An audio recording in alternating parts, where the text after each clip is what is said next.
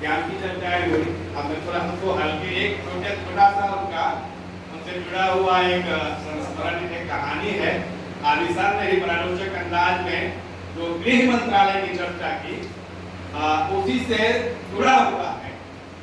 यह प्रसंग है कि विवेकानंद जब अमेरिका में थे उन्होंने देखा कि एक महिला जो है उसका पति मर गया और उसको दफनाया गया और महिला वहां पर एक कपड़े से आंचल नुमा कपड़े से उसको पंखे की तरह छाल दे।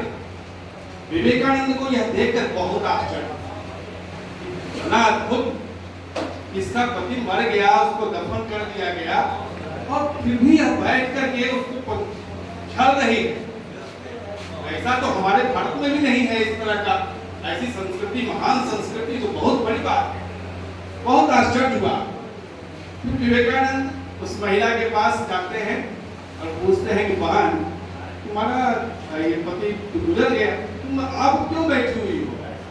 तो वो कहती है कि सर आप समझे नहीं, ये अभी गीला है, इसको मैं सुखा रही हूं, जितना जल्दी ये सूख जाए उसके बाद मैं मुक्त हो जाऊंगी, फ्री हो जाऊंगी, फिर मैं दूसरी शादी कर सकती हूँ।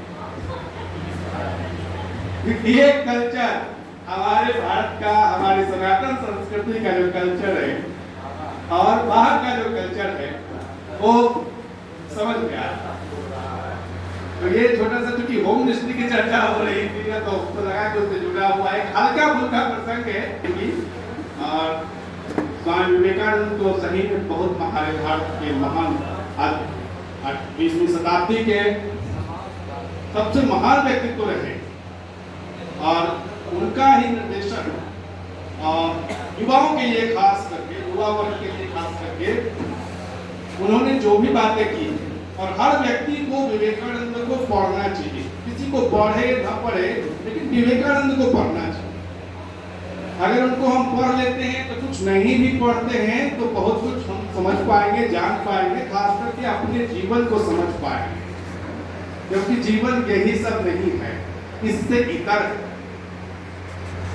उपनिषद में एक वाक्य है कि वह क्या चीज है जिसको जले तो आपके सारे प्रश्न गिर जाते, फिर आपके अंदर कोई क्यूरियोसिटी नहीं होती है, कोई जिज्ञासा नहीं होती है। तो विवेकानंद उसी मार्ग की बात करते हैं कि व्यक्ति सत्य को जाने समझे।